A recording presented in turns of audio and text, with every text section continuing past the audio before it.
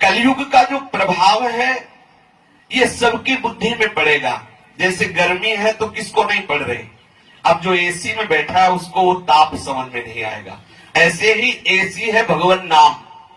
जो भगवान नाम का निरंतर आश्रय लिए हुए निरंतर नाम जप कर रहा है उसके ऊपर कलयुग का प्रभाव नहीं पड़ेगा। शेष कोई भी कितना भी बड़ा तपस्वी हो, कितना भी बड़ा साधक हो, यदि भगवान नाम से रहित है, वो नाम जप नहीं करता तो कलयुग बख्शेगा नहीं, चाहे जितनी बड़ी तपस्या आप कर रहे हो। एकमात्र उपाय है नाम का कीर्तन, नाम का जप, कलयुग से बचने का। नहीं तो कलयुग का बहुत बड़ा प्रभाव है। कलयुग में जिसके पास धन होगा उसी को लोग कुलीन कहेंगे, सदाचारी और सद्गुणी और समाज में प्रतिष्ठित वही माना जाएगा जो धनी होगा, चाहे जितना गंदा आदमी हो।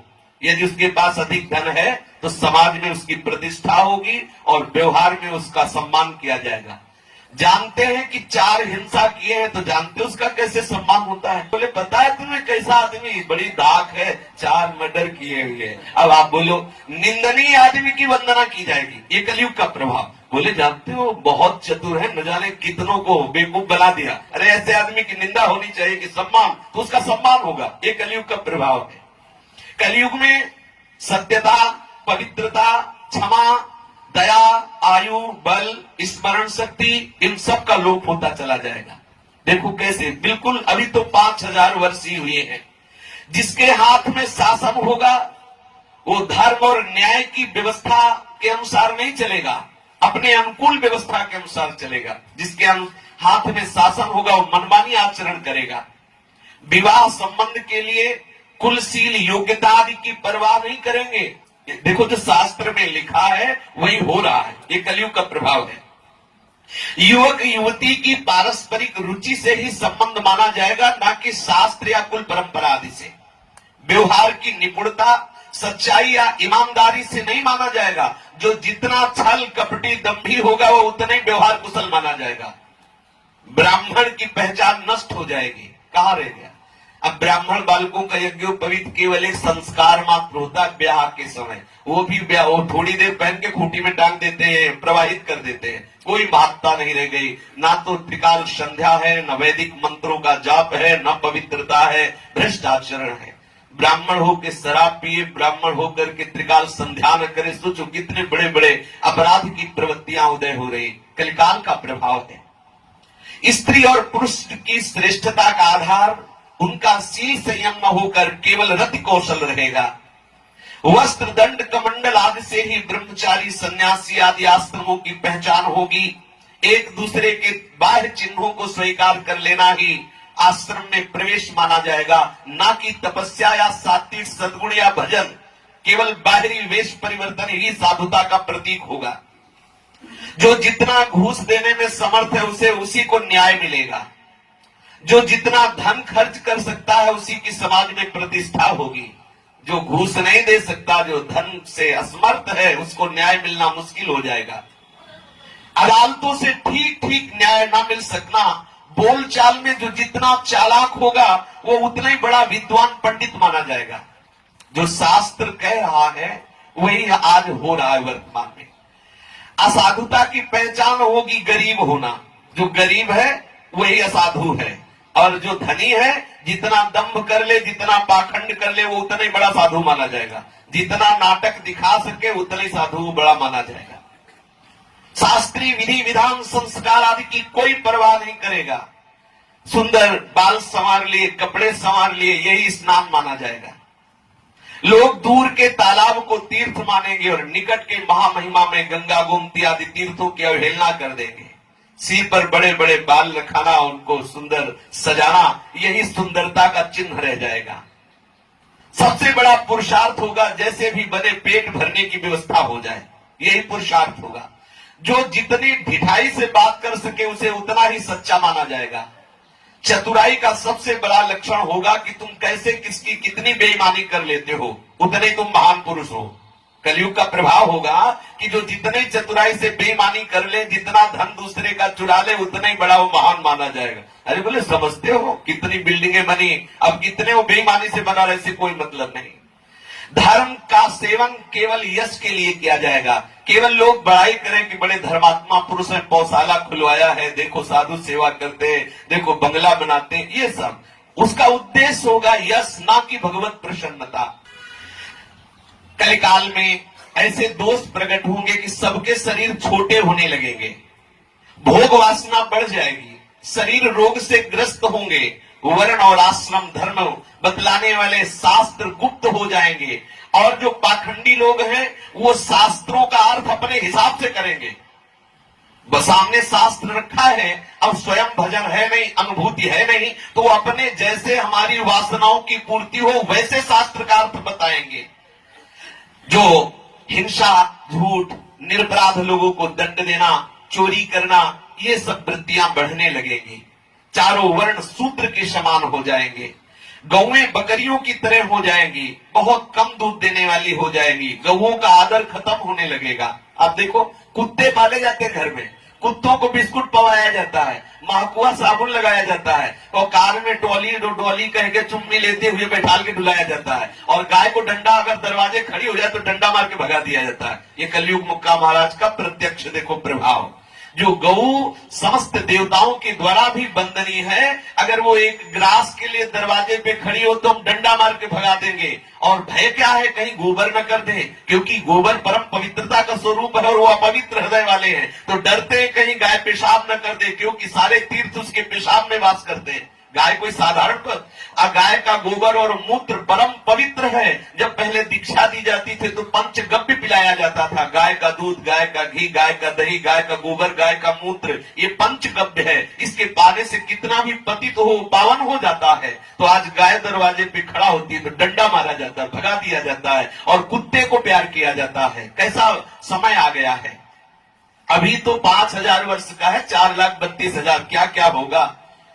और जो घर गृहस्थी वाले हैं वो केवल भोग सामग्री संपन्न करना, एकाग्रता से कैसे भोग सामग्री एकत्रित हो और भोग भोगना, बस इतना ही केवल रह जाएगा। हमारे जीवन का लक्ष्य भगवत प्राप्ति है, अतिथि सत्कार है, साधु सेवा है, ये सब भाव हटते चले जाएंगे।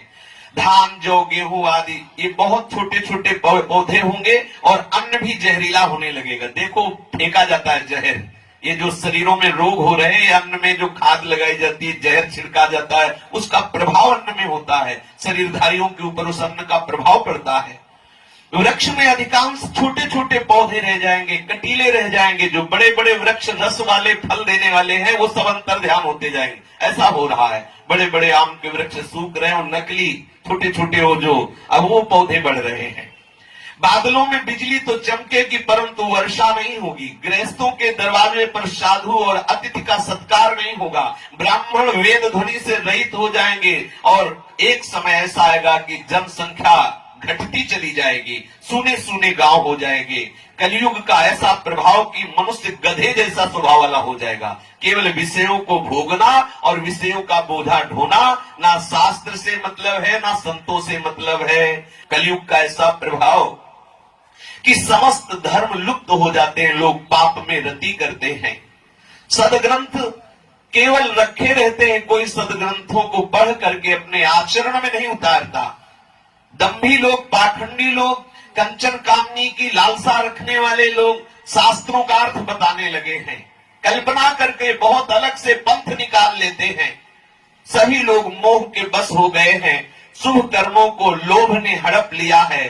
हे ज्ञान के भंडार गरुड़ जी महाराज, मैं कलयुग के धर्म कहता हूं, इनको सुनो। हरि भजन के प्रताप से इन आचरणों से बच जाओ तो कलयुग का प्रभाव आपके ऊपर नहीं पड़ेगा। कलयुग में कोई वर्ण धर्म नहीं मानता। मैं ब्राह्मण हूं, क्षत्रिय हूं, वैश्य हूं, शूद्र हूं। यदि अपने वर्णाश्रम धर्म से चलोगे तो तुम्हें इनसे वैराग्य हो जाएगा, प्रभु के चरणों में अनुराग हो जाएगा। पर कलयुग का ऐसा प्रभाव कि कोई अपने वर्णाश्रम धर्म की मर्यादा से नहीं चलता।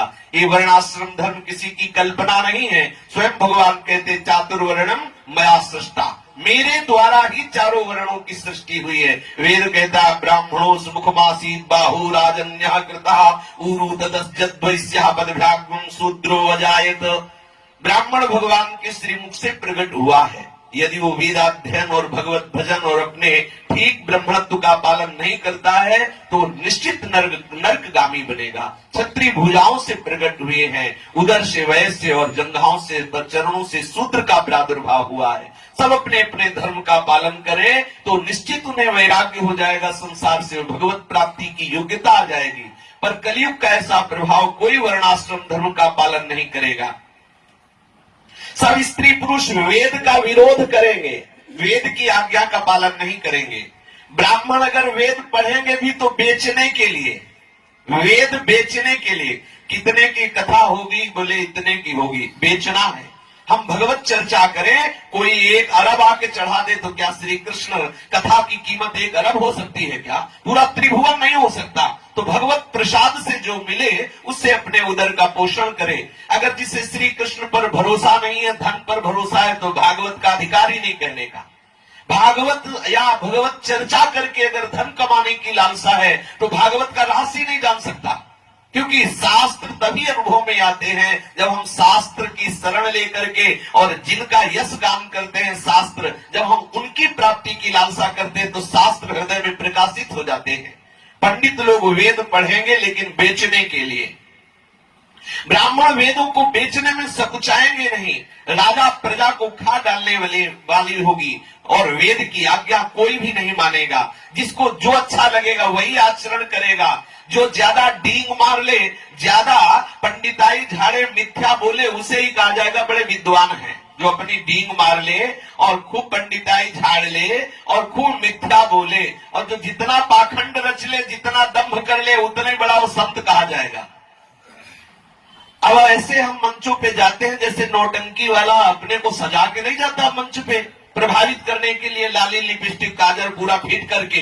अब ऐसे हम भगवत चर्चा करने जा रहे हैं। किनकी? जिनका स्मरण करने से देह सुधि से ऊपर उठा जाता है, उन प्रभु की चर्चा करने के लिए हम ऐसे सजा के अपने को, बोलो किसको दिखाने जा रहे हो, गोविंद को या माया को? उद्देश्य है तो क्या भगवत चर्चा, क्या सत्संग। जब खुद शरीर में आसक्ति है शरीर सजाने में, तो क्या आप शास्त्रों का रहस्य जानेंगे? जब खुद मंत्र नहीं प्राप्त, खुद मंत्र का अनुष्ठान नहीं, खुद भगवत साक्षात्कार नहीं, तो क्या दूसरे को मंत्र, क्या दूसरे को उपदेश? कलयुग में ऐसे ही नाटक बढ़ेगा। जो जितना नाटक कर ले उतने बड़ा महात्मा कहा जाएगा। जो जिस किसी प्रकार से दूसरे का धन हरण कर ले वही बुद्धिमान, जो दम्भ कर ले वही बड़ा आचारवान, जो झूठ बोल ले, हंसी दिल्लगी मजाक करना जाने वही गुणवान कहा जाएगा कलयुग में। जो आचारहीन है, जो वेद मार्ग से भ्रष्ट है, ऐसे कलयुग में रहने वालों को ज्ञानी कहा जाएगा, वैराग्यवान कहा जाएगा। आचार भ्रष्ट, शास्त्र विरुद्ध आचरण करने वालों को कहा जाएगा ये बड़े ज्ञानी हैं, ये बड़े वैरागी हैं। जिसके बड़े बड़े नख हो, लंबी जटाएं हो, यही पहचान होगी तपस्या की कि ये बड़े तपस्वी है। जो अमंगल वेश धारण किए हुए, अमंगल भूषण धारण किए हुए, भक्ष भक्ष खाने में कोई सोचते नहीं है, उन्हीं को कलयुग में योगी कहा जाएगा, सिद्ध कहा जाएगा। कलयुग में वही लोग पूज्य होंगे जो जितना आडंबर कर ले। जिनके आचरण दूसरों का अहित करने वाले हैं, उन्हीं का बड़ा गौरव होगा। सम्मान के योग्य वही होंगे जो जितना नाटक दिखा ले। जो मन वचन कर्म से झूठ बोलने में बिल्कुल हिचकाते नहीं है, कलयुग में वही लोग बड़े यहाँ वक्ता माने जाएंगे। जितना झूठ बोल सको, जितना बात बना सको, वही उतना बड़ा प्रवक्ता माना जाएगा। ब्राह्मण अबड़, लोभी, कामी, आचारहीन, मूर्ख और नीच जाति की व्यभिचारिणी स्त्रियों से व्यभिचार करेंगे। ऐसा कलयुग का बड़ा तांडव होगा कि शूद्र नाना प्रकार के जप तप और व्रत करेंगे और व्यास गद्दी पर बैठ करके पुराणों की कथा कहेंगे। सब मनमाना आचरण, कोई भी नीति को स्वीकार नहीं करेगा। धर्म विरुद्ध सब आचरण होंगे। कलयुग में सब लोग वर्ण संकर और मर्यादा से च्युत होने लगेंगे। वे पाप करते हैं और फलस्वरूप दुख, भय, रोग, शोक और प्रिय वस्तु का वियोग प्राप्त करते हैं। वेद सम्मत तथा वैराग्य और ज्ञान से युक्त जो हरि भक्ति का मार्ग है, मोहवश उस पर तो कोई चलना ही नहीं चाहता। नए नए पंथ जिनमें खूब भोगों के लिए छूट है। अभी एक दिन किसी ने कहा कि हम अपने परिवार को तुम्हारे यहाँ दीक्षा देने की सोचे थे, लेकिन इसलिए नहीं दिला सकते, तुम्हारे यहाँ नियम बहुत है। नियम होने के कारण हम तुम्हारे यहां दीक्षा नहीं दिला सकते। तो दीक्षा का मतलब क्या रहा कि भ्रष्ट आचरण करो और दीक्षा भी ले लो। अगर दीक्षा है और भगवत मार्ग में नहीं चलते तो फिर दीक्षा का मतलब क्या रहा? केवल ये बोर्ड लगाने से भगवत प्राप्ति हो जाएगी क्या कि हम वैष्णव हो गए हैं और प्याज लहसुन खाओ, गंदे आचरण करो, धर्म से ना चलो तो वो और अपराध बनेगा। इसीलिए तो कहा एक न सुनई एक नहीं देखा, गुरु शिष्य अंध बधिर कर लेखा। सन्यासी धन खूब एकाग्रता से धन संवारेंगे। जो सन्यासी है, वैरागी है, धन संवार कर खूब इकट्ठा करेंगे। वैराग्य नहीं रहा, विषयों ने उनकी मति का हरण कर लिया। तपस्वी धनवान देखे जाएंगे और दरिद्र पाए जाएंगे गृहस्थ जन। गृहस्थ जन दरिद्र और त्यागी वैरागी धनवंत। कलयुग की बड़ी विचित्र लीला थे तात कहने में नहीं आ रही। जो कुलवती शील सदाचार से युक्त सती स्त्री है उसको ठोकर मार के निकाल दिया जाएगा और जो वैश्या प्रवृत्ति के उसे घर में सजा के रखा जाएगा। माता पिता को पुत्रजन तभी तक मानेंगे जब तक दुल्हन का मुंह नहीं देखा। जब से ससुराल प्यारी लगने लगी तब से परिवार के सब दुश्मन नजर आने लगे। माता पिता भाई बंधु सब दुश्मन, क्योंकि अब पत्नी प्यारी लगी, ससुराल साले सलाहकार हो गए। अब माता पिता गुरुजनों की सलाह की जरूरत नहीं है। राजा लोग पाप परायण हो गए, उनमें धर्म नहीं रहा। वे प्रजा को नित्य ही बिना अपराध दंड दे करके उनकी दुर्दशा किया करते हैं। धनी लोग नीच जाति के होने पर भी अपने को धन के प्रभाव से सर्वश्रेष्ठ साबित करना चाहते हैं। ब्राह्मण केवल जनेऊ मात्र रह गया है। नंगे बदन रहना तपस्वी का तपस्या का चिन्ह माना जाएगा।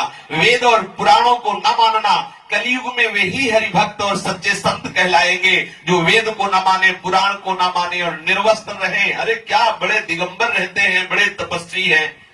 हे पक्षीराज गरुड़ जी, कलयुग में कपट, हठ, दंभ, द्वेष, पाखंड, मान, मोह, काम, ये सब ऐसा पूरे ब्रह्मांड में व्याप्त हो जाएगा, भजन करने के लिए समय नहीं दिया जाएगा।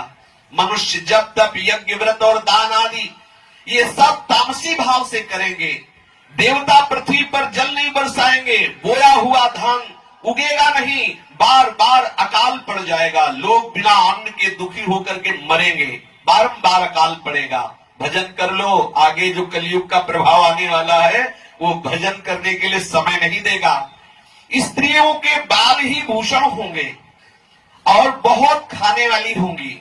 धनहीन और ममता से युक्त, सदैव लड़ाई झगड़ा करने वाली, सदैव दुख स्वयं भोगने वाली और परिवार को दुख प्रकट करने वाली। ऐसा अब आदमी काम करके आ रहा है, आते ही झंझट शुरू कर दी, झगड़ा शुरू कर दिया। मूर्ख स्वभाव वाली, धर्म में उनका बिल्कुल प्रेम नहीं रहेगा। थोड़ी बुद्धि, कठोर हृदय, कोमलता का नाश, ऐसे स्वभाव वाली स्त्रियां हो जाएंगी। मनुष्य रोगों से पीड़ित हो जाएंगे। कहीं भी किसी को शांति और सुख नहीं मिलेगा।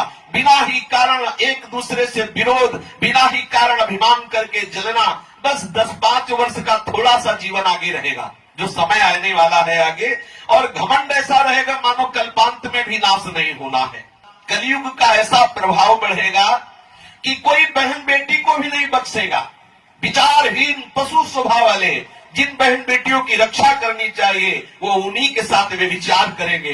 ना संतोष होगा, ना विवेक होगा, ना शीतलता होगी। जाति कुजाति सब भीख मांग के खाने वाले हो जाएंगे। ऐसा हो रहा है, प्रारंभ हो चुका है कलयुग का। तो ये आचरणों का, जितने आचरण कहे जा रहे हैं आप देख लीजिए, सृष्टि में सब आचरणों का प्रभाव पड़ने लगा है। आगे चल करके और इनका बोलबाला हो जाएगा। ईर्ष्या, कड़वे वचन, लालच से भरपूर लोग रहेंगे। किसी के हृदय में समता नहीं देखी जाएगी। सब लोग वियोग और विशेष शोक और अशांति से भरे पड़ेंगे। वर्णाश्रम धर्म का कोई आचरण नहीं मानेगा। इंद्रियों का दमन, दान, दया, समझदारी किसी में नहीं रह जाएगी। केवल मूर्खता, दूसरों को ठगना, यही भाव बढ़ता चला जाएगा। स्त्री पुरुष केवल शरीर का पोषण, पराई निंदा करना, ऐसे ही लोगों की बाहुल्यता हो जाएगी। हे सर्पों के शत्रु गरुड़ जी, कलिकाल पाप और अवगुणों का घर है, किंतु एक बहुत बढ़िया इसका गुण है। अपने लोग अगर इस गुण को पकड़ ले तो सारे अवगुणों पर विजय प्राप्त कर लेंगे। बिना परिश्रम के घोर तपस्या से जो जो लाभ मिलता था वो बिना परिश्रम के इसमें मिल जाएगा। क्या? कृतयुग, त्रेता, द्वापर, पूजा, मखर जोग, जो गति होई सुकली, हरि नाम ते पावहि लोग।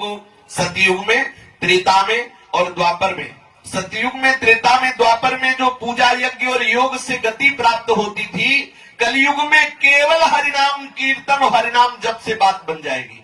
कोई योग नहीं करना, कोई तपस्या नहीं करनी, बस जिह्वा से नाम उच्चारण करते रहो। इसी से कलयुग का प्रभाव आपको छुएगा नहीं और आपको भगवत प्राप्ति हो जाएगी। जहां 10-10 हजार वर्ष तक एक पैर के अंगूठे के बल खड़े होकर वायु पीकर तपस्या करने से जो बात नहीं बनी, वहां नाम कीर्तन के प्रभाव से सहज में भगवत प्राप्ति की बात है। कलयुग का बहुत बढ़िया प्रभाव है कि अगर इसमें हरिनाम जपा जाए तो कोई भी दोष आपको पकड़ नहीं सकता। और जो और युगों में बड़ी बड़ी तपस्या से जो वस्तु प्राप्त होना कठिन थी, इसमें केवल हरिनाम जप से प्राप्त हो जाएगी। सतयुग में सब योगी और विज्ञानी होते हैं। हरि का ध्यान करके सब प्राणी भवसागर से तर जाते हैं। त्रेता में मनुष्य अनेक प्रकार की यज्ञ करते हैं और सब कर्मों को प्रभु के समर्पण करके भवसागर से पार हो जाते हैं। द्वापर में श्री हरि के श्री चरणों की पूजा करके मनुष्य संसार से तर जाते हैं। दूसरा कोई उपाय नहीं। लेकिन कलयुग में तो केवल हरिनाम कीर्तन, हरिनाम जप और हरि के गुणों की गाथा श्रवण और गान करने से सहज में भवसागर से पार हो जाते हैं, भवसागर की थाह ले लेते हैं। कलयुग में ना तो योग और यज्ञ है और ना ज्ञान ही है, केवल प्रभु श्री हरि का गुणगान एकमात्र आधार है। अतएव सारे भरोसे त्याग करके केवल श्री हरि का भजन करो, प्रेम सहित श्री हरि के गुणों का गान करो, श्री हरि के गुणों का श्रवण करो, सहज में भवसागर से पार हो जाओगे। कलयुग का कोई भी प्रभाव आपके ऊपर प्रताप कलयुग में प्रत्यक्ष है। कलयुग का एक महान प्रताप है कि मानसिक पुण्य प्राप्त हो जाता है लेकिन मानसिक पाप नहीं लगता। अगर मानसिक पाप लगता तो हम लोग घोर नरकों को भोगते। कलयुग का एक महान प्रताप है कि मानस का पुण्य तो प्राप्त होता है लेकिन पाप नहीं प्राप्त होता। जिनका प्रभु के चरणारविंद में प्रेम है, कलयुग का कोई भी धर्म उसके ऊपर व्याप नहीं सकता। जो निरंतर प्रभु के चरणारविंद का चिंतन करते हैं, कलयुग का माया का प्रभाव उसके ऊपर नहीं पड़ता। हे पक्षीराज, जैसे बाजीगर का किया हुआ चरित्र इंद्रजाल देखने वालों के लिए बड़ा दुर्गम है, लेकिन जबूरे के लिए वो कोई खास बात नहीं है, क्योंकि वो हर रहस्य जानता है। ऐसे जो भगवान का सेवक है, सतत भजन में रहता है, तो एक काल अर्थात कलयुग आदि का प्रभाव, माया आदि का प्रभाव उसे अपने वश में नहीं कर सकता। वो सारा रहस्य जान जाता है। तो प्रभु के प्रताप से इनका प्रभाव न पड़ने का कारण है निरंतर नाम स्मरण। कितनी बढ़िया बात है। हरि मायाकृत दोष गुण बिनु हरि भजन न जाहि। बिल्कुल ठीक सिद्धांत है। जब तक आप हरि का भजन नहीं करेंगे तब तक ये माया का प्रभाव, कलयुग का प्रभाव आपको रौंद डालेगा। अगर हरि भजन करोगे तो इसका प्रभाव आपके ऊपर नहीं पड़ेगा। इसलिए सबसे प्रार्थना है, भजिए राम तज काम सब अस विचार मन माही। समस्त कामनाओं का त्याग करके प्रभु के चरणारविंद का चिंतन करो, जिससे कलयुग का कोई भी प्रभाव न पड़े। नहीं तो निश्चित ऐसे कर्म बन जाएंगे जो हमारे मनुष्य जन्म का हेतु भगवत प्राप्ति है, हमें उससे वंचित रहना पड़ेगा। सतत नाम कीर्तन, नाम जप, प्रभु की चर्चा श्रवण, प्रभु की चर्चा करना, यही कलयुग का प्रधान साधन। शेष चर्चा आगे। श्री राधा वल्लभ लाल की जय।